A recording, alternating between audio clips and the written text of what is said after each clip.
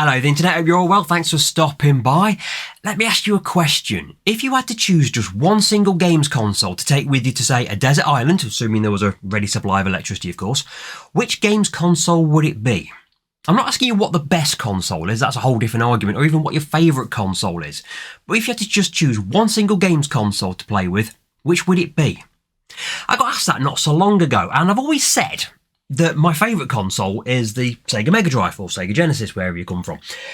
That's because it's the first real console that I had as a kid, and I've got a lot of love for it. If I want to have a quick fix of gaming, I'll just play Sonic the Hedgehog, Sonic 2, PGA Tour Golf, EA Hockey, something like that. But would I choose that as the console I'd take away with me to a desert island? Because there's plenty to choose from, and my answer keeps on shifting, so I was fascinated to see what your answer would be.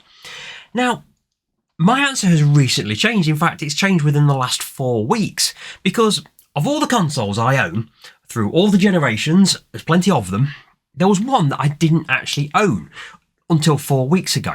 Now, the reason behind this is because I went from the Mega Drive, I went through the Sega Saturn and then the Dreamcast, and I went from the Sony PlayStation, PS2, and then I went to the Xbox 360.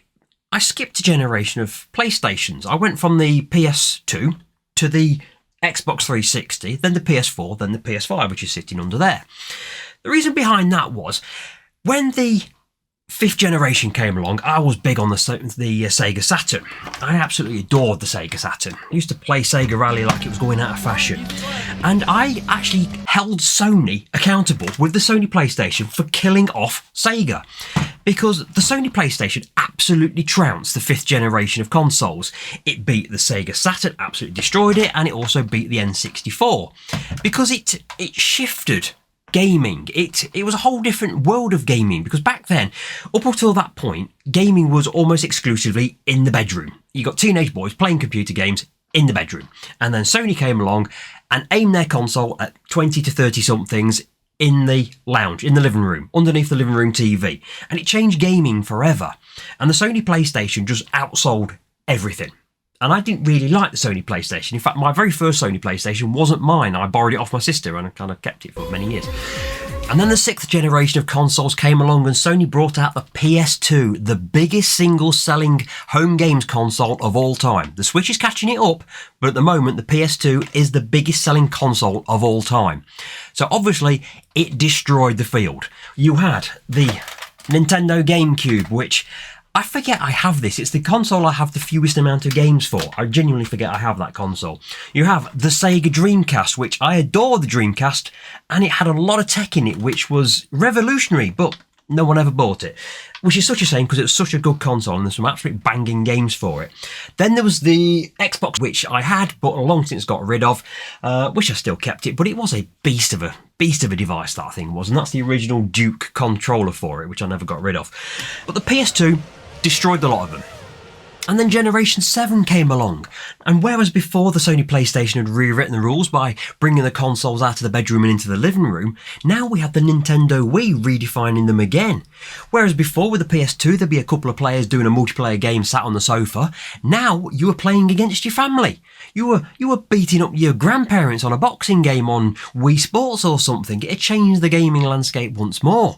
Not everyone will agree that was for the best. I happen to think that making gaming accessible for all is a good thing. And what it meant is that whereas the PS2 had completely dominated the gaming landscape, the hardcore gamers, they split their allegiances almost 50-50 down the middle between the Xbox and the Sony PlayStation 3. And as you can see, I went with the Xbox 360. My wife, my girlfriend at the time, she fancied the idea of the Microsoft Xbox Kinect, and it lives up in the loft, and that tells you everything about it. It was absolutely bloody atrocious. But we went with the 360, and it was a very, very good console. It had a few reliability issues, but generally the 360 was an extremely good console, and arguably the best console of that generation. So I skipped the Sony PlayStation. In fact, I remember playing on a demo version in Toys R Us in Derby and playing it and confidently claiming that this would be the last generation of home games consoles. Because at the time, we were having the rise of the mobile phone gaming apps. They were kind of really taking off, and I really thought consoles were getting more and more expensive, games were getting more expensive. I thought, you know what, this is the last games console generation we'll ever see, and shows what I know about games consoles. Ignore the fact that I'm talking about games consoles in a YouTube video right now. So I missed out on the Sony PlayStation 3, but when the next generation came along, I went back to PlayStation. My wife bought me a PS4 for Christmas, many years ago. I upgraded that to a PS4 Pro, and now we have the PS5 sitting under there. So, I never had a PS3 until a few weeks ago. I realised I needed to right that wrong, and a lot of people tell me what a great console it was, but one of the reasons it didn't sell very well is because, a bit like the Sega Saturn before it, it wasn't very easy for developers to make games for it. It was a very difficult system to really code for. Plus, it had reliability issues. Just like the 360 had reliability issues, the PS3 had some horrific reliability issues, mainly down to the fact that the processor wasn't really seated very well with the heatsink. You had this thermal cracking, basically, where the PlayStation 3 would get hot and the processor would crack, and that was basically it for the PlayStation 3, and that happened a lot. Also, there was confusion over what model you were buying. There were so many different versions of the PS3. There was the original fat version, the big chunky thing. There was the slim PlayStation, and then there was the super slim PlayStation, and each of those were available in loads of different hard drive configurations. It was very difficult to get your head around it.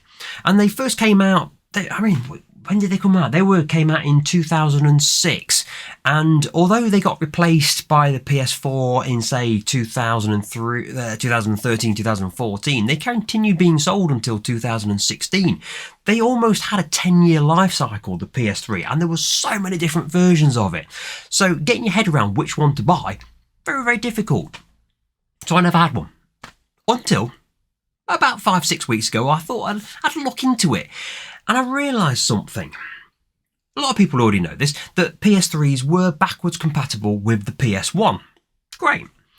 But a very few number of them were also compatible with PS2s. Yeah, there was the very first generation of PS3 consoles, and you'll see this on eBay. If you go on eBay and have a look at the games consoles and filter it by consoles sold, you'll see that a standard PS3, any edition of it, will sell for between £30 and £50. Without any games, £30 and £50 is pretty much the average going rate. But you will find that there's some for more like £100 to £200. Why is that? It's because of the first generation of consoles. There's a particular serial number that you need to look out for, and it is CECHC03. That means it's one of the few consoles in the early part of the PS3's lifespan which has the Emotion Engine. That was something that was basically a hardware emulator that allowed it to play not just PS1 games but PS2 games. And that means it's in the I think it's the unique situation where one console plays 3 generations of games by hardware. And by that I mean not downloaded from the internet by some PS Plus server or Xbox server, but a proper CD, DVD, Blu-ray, ROM, whatever it is, played inside the CD drive of the console. I'm not sure, but I think that is pretty unique to the PS3. Like I say, it's only a very small number of these consoles, which means that that particular console attracts a premium. The PS3 with that particular serial number goes for between £100 and £200. And I think it's very much well worth that money. Now, if you look really hard as well, you will find that that PS3 may have also been serviced. You'll find that there are people on the internet selling them on eBay who will service them by changing the thermal paste, reseating the processor, and getting away with that reliability issue that caused it to fail. A lot of PS3s went by the wayside because of that issue. A lot of them have now been serviced. So you look on eBay, you're looking for a console with CECHC03, type that in, PS3 CECHC03, and you'll find there's loads of them on there. There's still loads of them available, but you will pay a premium. But I highly recommend it for a few reasons. Mainly because I was doing a video the other day about Grand Theft Auto, and I was saying about the PS3, if you go for that particular one, is a unique console because you can play currently every single Grand Theft Auto that has ever been released on the PS3. That's GTA 1, 2, the London side games, GTA 3, GTA Vice City, GTA San Andreas, GTA 4, and GTA 5, and GTA Liberty Stories. All those games there, all can be played on a single PS3. If you were to go for that, the PS3 with the Emotion Engine inside it is the one console that I would take with me to a desert island. That's what I'd do. But aside from that, and this is the other point of this video, is I think the PS3 is the console to go for at the moment. Even if you don't want to spend the extra money on the one that's got the Emotion Engine in it, the PS3 is in this position where it's not really old enough to be regarded as retro gaming. And as such, the games are really, really cheap. And you want to see how cheap they are? Like I say, I bought that console, what was it? It was 4 weeks ago. And in that time, I have bought all of these games here. All of those games there. And all of these games here. And those 2 games there as well. And Gran Turismo. All the games for Gran Turismo for the PS3. I've spent £120 on all of those games. Why is that? Because if you go and check out CEX or other gaming stores, and here they are, you'll find that a lot of the games retail for only about £1 to £1.50. I've got, and this is just one trip to Ilkeston, CEX in Derbyshire. I bought Mass Effect 2 for £1.50, Mass Effect 3 for £1.50, Battlefield 4 for £1.50, Battlefield 1 for £1, Saints Row the Third for £1.50, Borderlands 2 for £1.50, Assassin's Creed. All the Assassin's Creed games are between £1 and £2. There are a few exceptions somewhere in there. Ghostbusters was about £4. Metal Gear Solid Guns of the Patriots was about £2.50. But the vast majority of these games, because they were sold in bulk, are about £1 to £2 in value. That's incredible value. You try and get yourself any other game for any other console for that kind of money, it's not going to happen. But this isn't going to last for long. The PS3 is going to reach a point where it's going to be, oh, hang on a second, that's a retro console, and all of these games are going to go flying up through the roof. The PS2 is the biggest selling console of all time. The games should be dirt cheap because there's millions of them across the world. But the rates for those things, they're going up through the roof at the moment, and they have been for a couple of years. So I would recommend, even if it's not the PS3 with the Emotion Engine, I would get a PS3 right now if you don't already have it, and fill your boots. Because go to CEX or your local gaming stores or the charity shops, you can buy like 5 PS3 games from a charity shop for like £3. It's ridiculous. So do that. If you're in the market for a retro console, I would really recommend the PS3, whether it's a fat one like that, the slim or the super slim. I paid for that £140, and that's with the Emotion Engine, and it had got a full service, so the thermal paste had been changed, the processor had been reseated so it's not going to crack, and it has a 500GB hard drive, because the ones that should have the Emotion Engines don't have that kind of size. I think it was either a 60 or 80 gig maximum, the hard drive size, and that. But that was me going, because I'm a retro nut, I thought, you know what, if I'm going to do this, I wanted to do it the best way I possibly can. And in 4 weeks, I have fallen in love with a whole new console that I didn't own before, and I think it's fantastic because I can play every single Grand Theft Auto game on that console. And here's the kicker. Whereas on the PS1 and the PS2, it's the old connections through the back of there with, where is it? The old AV out on the PS2. And again, the same on there, and they are pretty poor, and certainly if you try to connect it to a modern TV, it looks pretty naff. The PS3, however, has a HDMI port, so you can actually play a PS1 and a PS2 game on a modern OLED TV, and it looks spot on. It really does.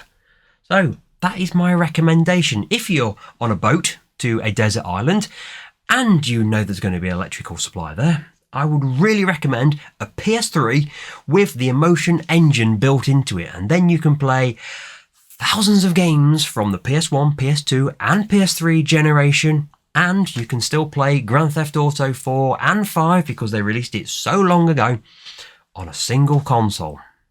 Anyway, I do hope you've enjoyed the video. If you have, do consider a like and maybe even a subscribe to the channel, because I do these kind of videos all the time.